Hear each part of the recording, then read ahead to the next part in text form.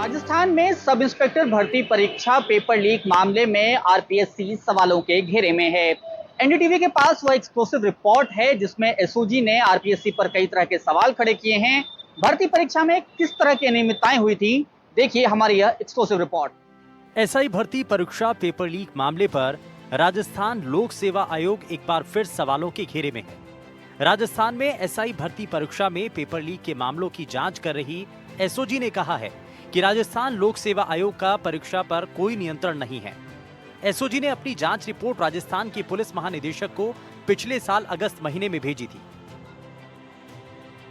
NDTV के पास वो exclusive report है जिसमें इन परीक्षाओं में कई तरह की अनियमितताएं होने के आरोप लगाए गए और आरपीएससी की परीक्षा आयोजन कराने के तरीकों पर भी सवाल उठाए गए हैं। एसओजी की रिपोर्ट में बड़ा खुलासा। एसओजी ने अपनी रिपोर्ट में बड़ा खुलासा किया। एसआई भर्ती परीक्षा अपर्याप्त इंतजाम के साथ करवाई गई। परीक्षाओं पर आरपीएससी का कोई नियंत्रण नहीं था, इसी वजह से परीक्षा में अनियमितताएं हुई।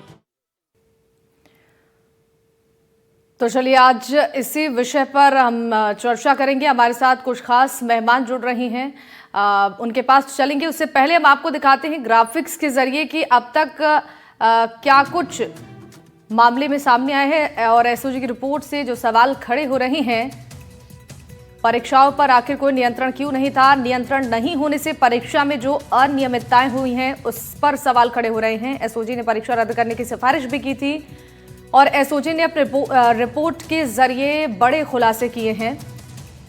भर्ती परीक्षा अपर्याप्त इंतजाम के साथ क्यों कराई गई, सवाल यह भी है कि परीक्षाओं पर आरपीएससी का कोई नियंत्रण क्यों नहीं था, और साथ ही साथ अब सवाल ये उठ रहे हैं कि नियंत्रण नहीं होने से परीक्षाओं में जो अनियमितताएं हुई हैं उस पर एक्शन क्यों नहीं लिया जा रहा है। ये तमाम बड़े सवाल इस रिपोर्ट के बाद से ही खड़े हो रहे हैं।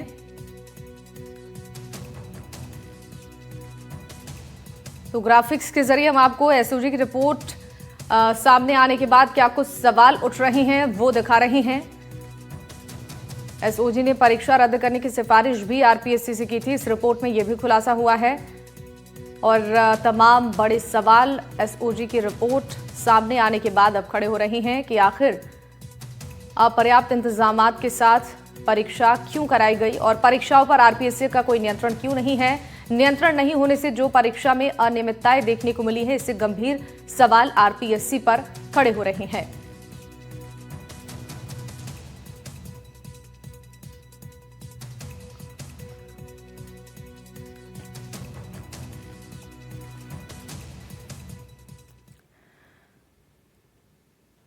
तो चलिए इस पर चर्चा करने के लिए हमारे साथ कुछ खास मेहमान जुड़ रहे हैं। परिचय के साथ चर्चा को हम आगे बढ़ाएंगे। हमारे साथ आदित्य जैन जी हैं, वकील, आपका बहुत स्वागत है। डॉक्टर जवाहर जी हमारे साथ हैं, शिक्षाविद, आपका भी बहुत स्वागत है सर। ठाकुर दास हमारे साथ हैं, रिटायर्ड डिप्टी सेक्रेटरी, आपका भी स्वागत है सर। रवि मीणा हमारे साथ अभ्यर्थी हैं, आपका भी स्वागत है। विकास बिदोड़ी छात्र नेता है हमारे साथ, आपका भी बहुत बहुत स्वागत है। शुरुआत हम कर लेते हैं आदित्य जी आपसे और समझने की कोशिश करेंगे जो कोर्ट के आदेशों की अवमानना हुई है, इसको लेकर किस तरीके के एक्शन लेने की जरूरत है। चूंकि अभी जिस तरीके से एसओजी की रिपोर्ट में बड़े खुलासे हुए हैं, आरपीएससी पर तमाम सवाल खड़े हो रहे हैं, लेकिन बावजूद इसके अब अभ्यर्थियों को ट्रेनिंग की इजाजत दे दी गई है। जी, जो अभ्यर्थियों को ट्रेनिंग की इजाजत और फ्री ट्रेनिंग के लिए भेजने का आदेश पारित किया गया है, उसको हाल ही में आज ही राजस्थान उच्च न्यायालय में चुनौती दे दी गई।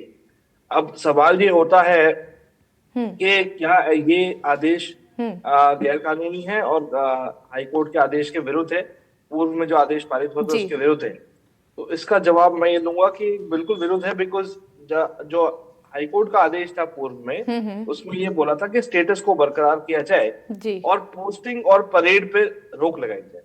अब अगर फ्री ट्रेनिंग करा दी जाती है अभ्यर्थियों की, तो उसका मतलब है कार्रवाई आगे बढ़ा दी जाएगी।